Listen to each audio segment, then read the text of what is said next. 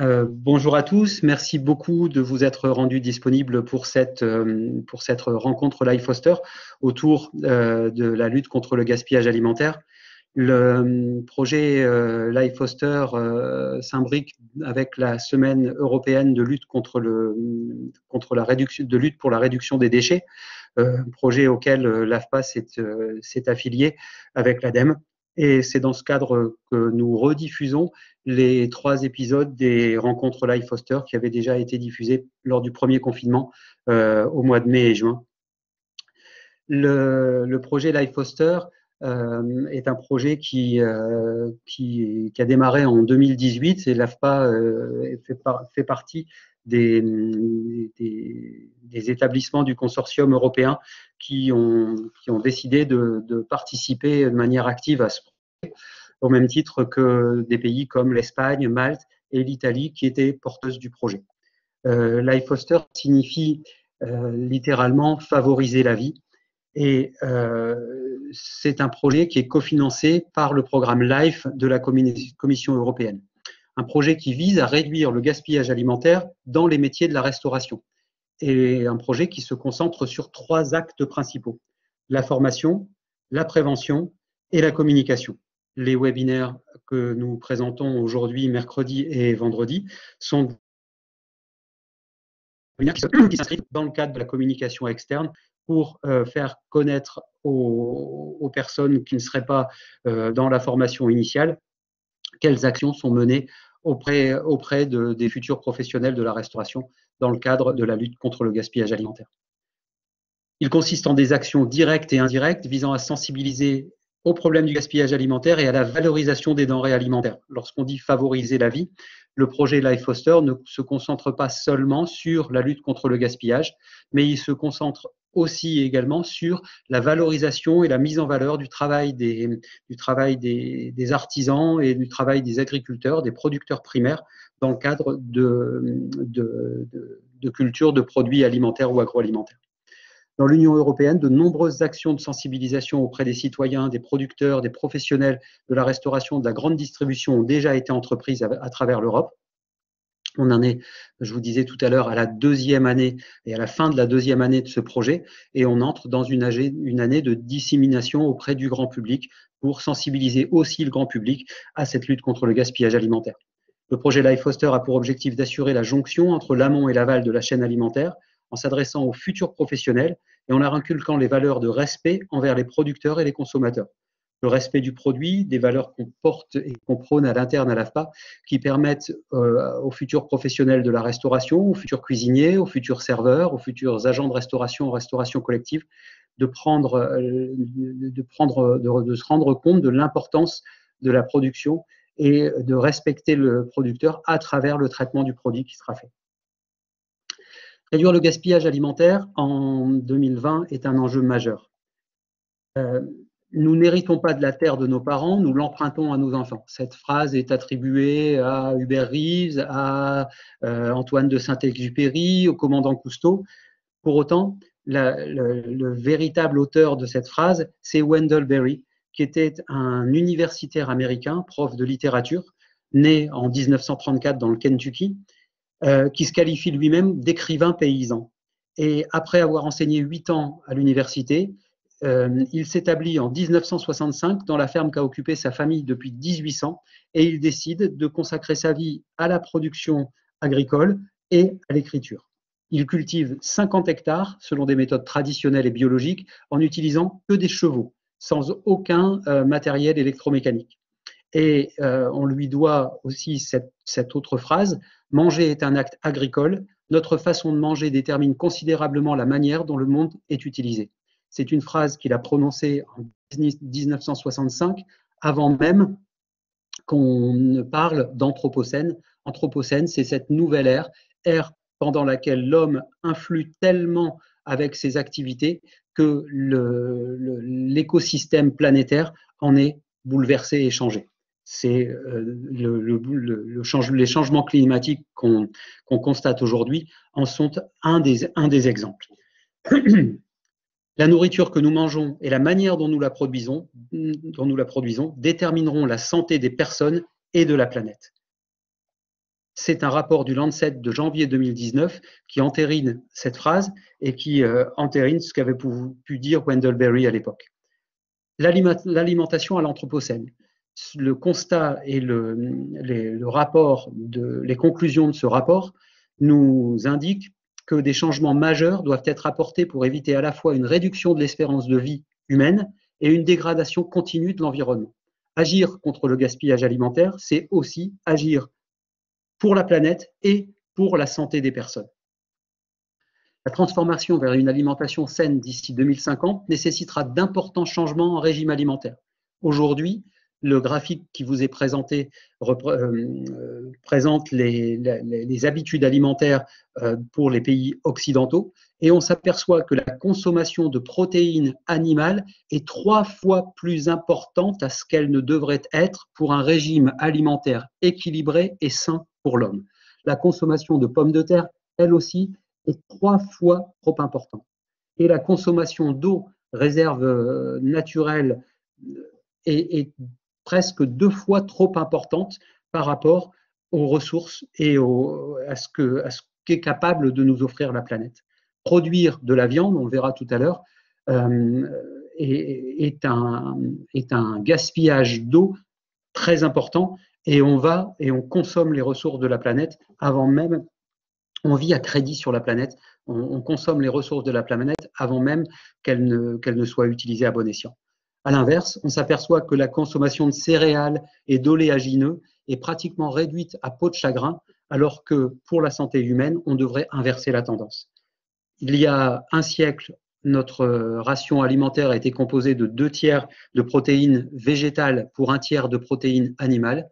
Aujourd'hui, en 2020, c'est 2/3 de protéines animales pour 1/3 de protéines végétales. Et on verra après les conséquences que ça a sur l'environnement et sur la préservation de la planète.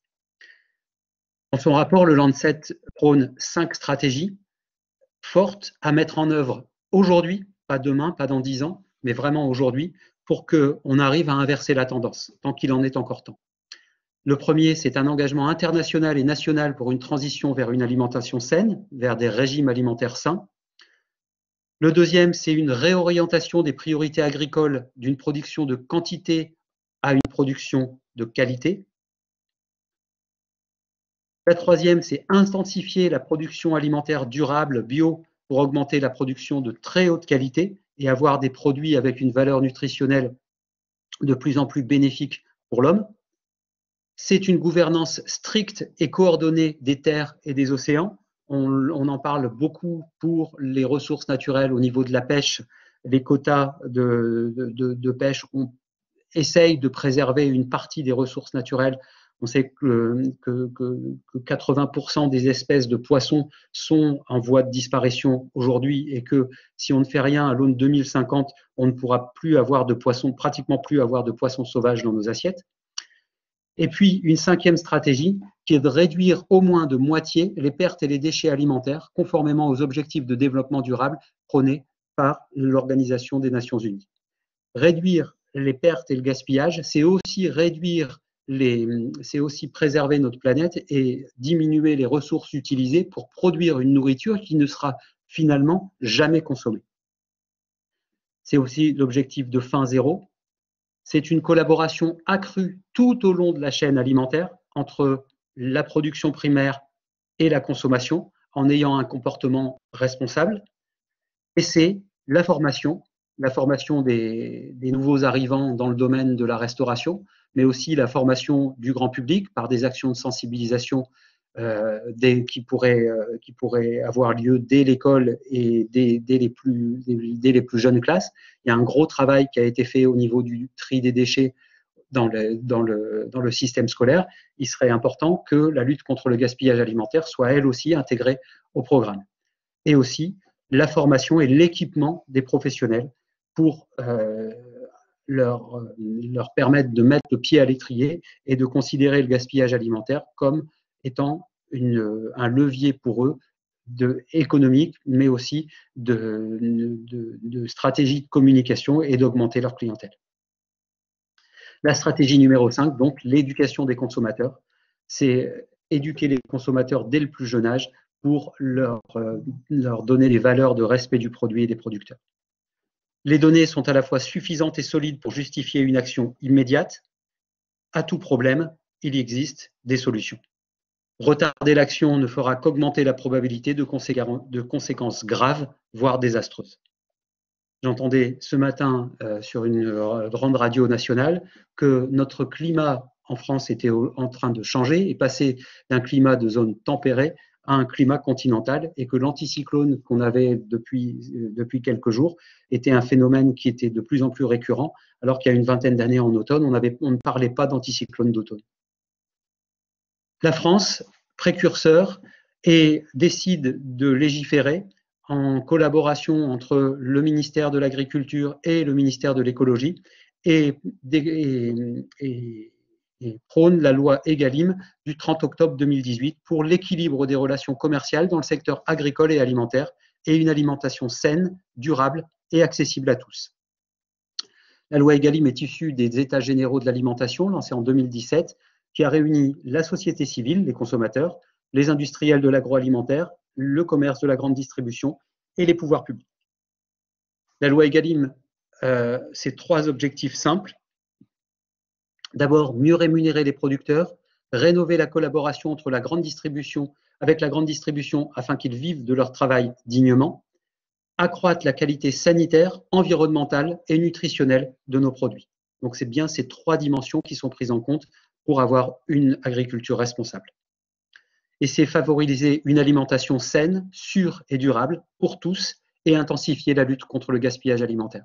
Si vous allez vous promener sur le site du ministère de l'Agriculture aujourd'hui, le logo Stop au gaspillage alimentaire, toute la loi anti-gas, toutes les initiatives anti-gaspi sont relayées par le ministère de l'Agriculture. La loi Egalim, c'est dans la restauration collective 50% de produits de qualité et durables, dont au moins 20 produits issus de l'agriculture biologique. C'est la diversification des sources de protéines, ce qu'on appelle aujourd'hui les recettes alternatives, proposer autre chose que la protéine animale et offrir aux consommateurs de la restauration collective des plats équilibrés avec un mélange de céréales et de légumineuses permettant de couvrir les apports nutritionnels recommandés.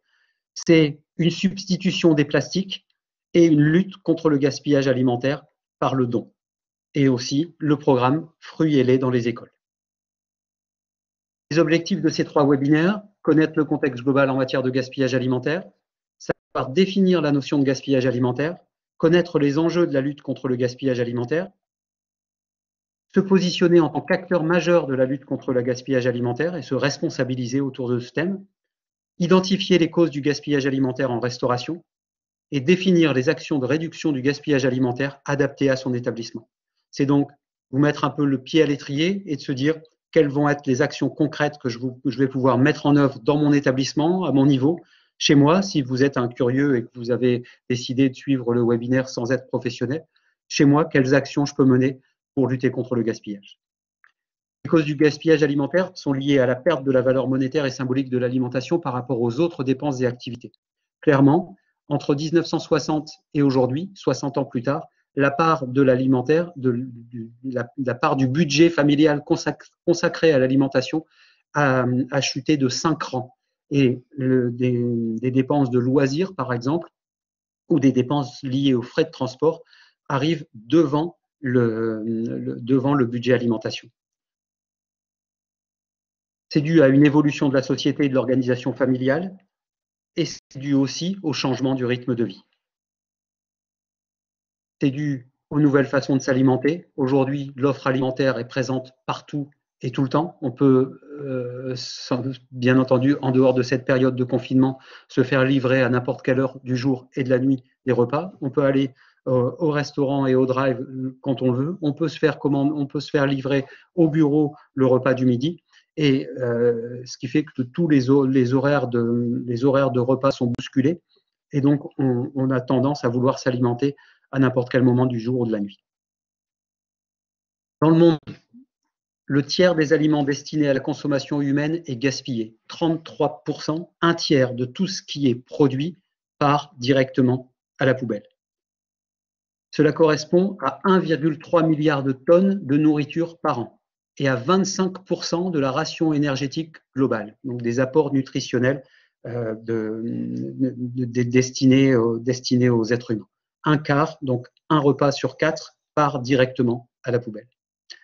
En Europe, c'est 120 millions de tonnes de nourriture qui sont gaspillées chaque année. En France, on y viendra après, les ressources alimentaires perdues et gaspillées en Europe seraient suffisantes pour nourrir 2 fois toutes les personnes souffrant de la faim dans le monde. Alors, sans démagogie aucune, ce sont des chiffres qui permettent de se représenter quels sont vraiment les enjeux de la lutte contre le gaspillage alimentaire. En France, on estime à près de 10 millions de tonnes la nourriture consommable jetée chaque année. Cela représente en France un banquet de 18 milliards de repas. Les conséquences sont lourdes sur le plan social, sur le plan environnemental et sur le plan économique. Un triple enjeu donc. Environnemental, car nous ne jetons pas seulement 1,3 milliard de tonnes de nourriture, nous jetons aussi toutes les ressources qui ont été nécessaires pour la produire, en eau, en terre et en énergie. On utilise la métaphore de l'iceberg et de sa face cachée pour parler du gaspillage alimentaire. Si le gaspillage alimentaire est 1/10 de l'iceberg, les 9 autres dixièmes de l'iceberg sont représentés par l'émission de gaz à effet de serre due au traitement du gaspillage. La nourriture qui est jetée dans les décharges libère du méthane car il n'y a pas assez d'oxygène pour qu'elle se décompose naturellement. Le méthane est un gaz à effet de serre 25 fois plus puissant que le dioxyde de carbone. Donc, en gaspillant, on met le feu littéralement à notre planète. C'est aussi le gaspillage alimentaire, 1,4 milliard d'hectares de terre nécessaires pour produire la nourriture gaspillée chaque année, soit 3 fois la superficie de l'Union européenne.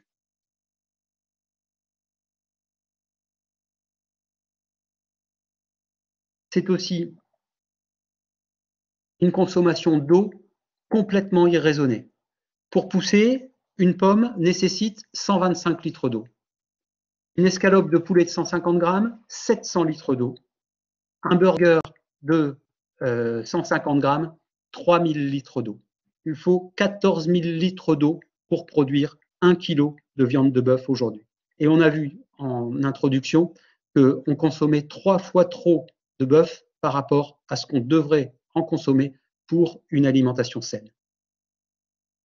Et c'est enfin, à l'échelle mondiale, le gaspillage alimentaire émet autant de gaz à effet de serre qu'un pays dont le niveau d'activité se situerait en 3e position derrière la Chine et les États-Unis. Un enjeu économique, 750 milliards d'euros sont jetés chaque année. Si nous y ajoutons la valeur de l'environnement qui a été détruite pour produire le gaspillage, c'est 550 milliards d'euros de plus sur la facture, soit une facture de 1200 milliards d'euros. Un enjeu économique, 20 milliards d'euros par an en France, soit l'équivalent de plus de 200 euros par personne et par an. Un enjeu éthique et social, jeter de la nourriture est inacceptable dans la perspective d'une crise alimentaire mondiale, mais aussi dans le contexte social propre à chaque pays. Et ce contexte social est renforcé encore aujourd'hui, où les banques alimentaires font de plus en plus appel aux dons, car ils n'arrivent pas à fournir l'augmentation du nombre de personnes qui viennent fréquenter les banques alimentaires.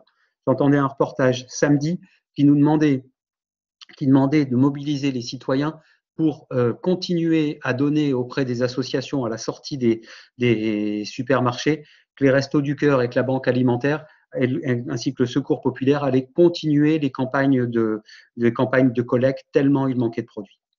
En France, on estime aujourd'hui qu'une personne sur 10 a du mal à se nourrir.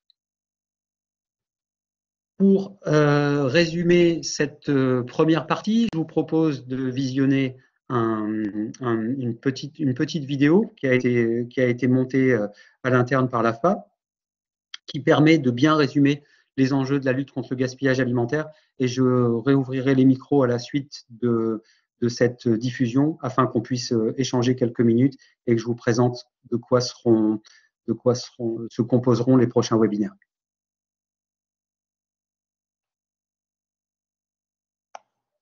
Je lance la vidéo.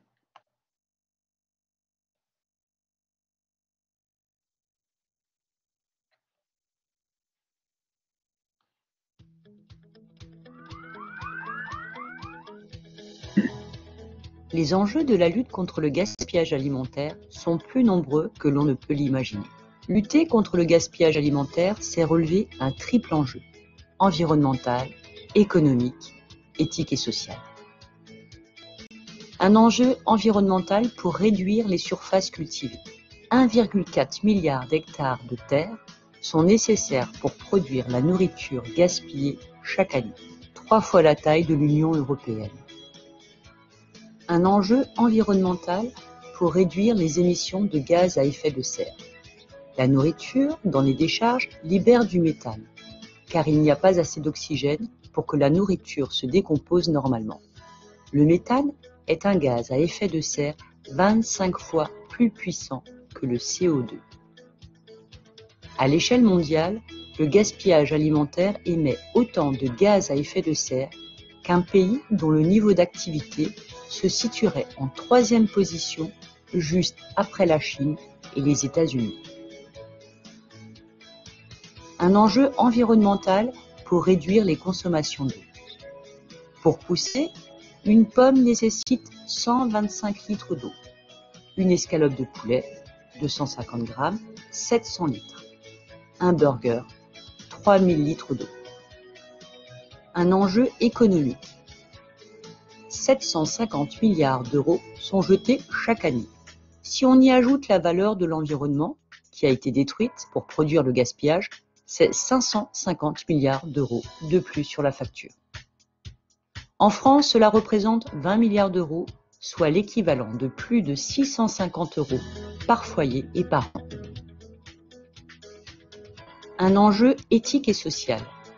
En France, 1 personne sur 10 a du mal à se nourrir. Jeter de la nourriture n'est pas acceptable dans la perspective d'une crise alimentaire mondiale. La réduction du gaspillage répond à un triple enjeu: environnemental, réduire le gaspillage des ressources naturelles et les émissions de gaz à effet de serre; économique, réduire les dépenses; éthique et sociale, partager plutôt que jeter. Êtes-vous prêt à relever ce défi collectif ?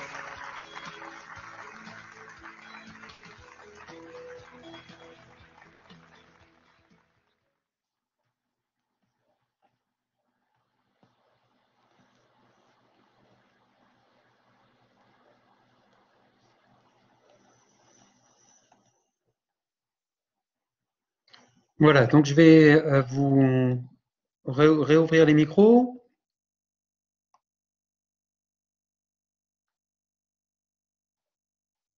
Voilà qui est fait. Et dans un premier temps, je vais vous demander si vous avez des questions à poser ou des interrogations ou des remarques.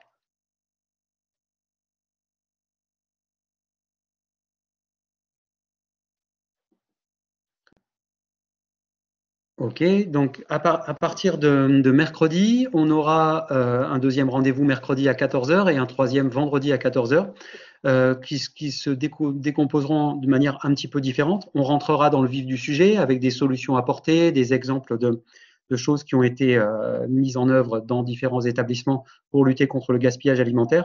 Et on aura 2 grands témoins. Francine mercredi, qui est chef de cuisine dans un restaurant scolaire alsacien, qui a une démarche éco-responsable et qui prend en compte depuis plusieurs années maintenant la lutte contre le gaspillage alimentaire. Donc Francine sera avec nous et vous pourrez lui poser les questions et elle présentera un petit peu le fonctionnement de son établissement.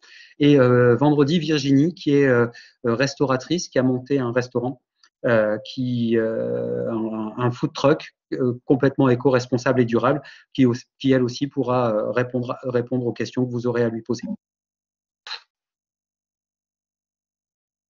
Voilà. Est-ce que des personnes ont des questions, des remarques? Je me répète, vous avez dans le chat le lien vers le questionnaire de fin de webinaire. Je vous demande d'y consacrer juste 5 minutes pour le compléter. Ça nous permet de faire évoluer nos pratiques. Sinon, je vous donne rendez-vous mercredi pour la deuxième partie et le deuxième épisode des rencontres Live Foster.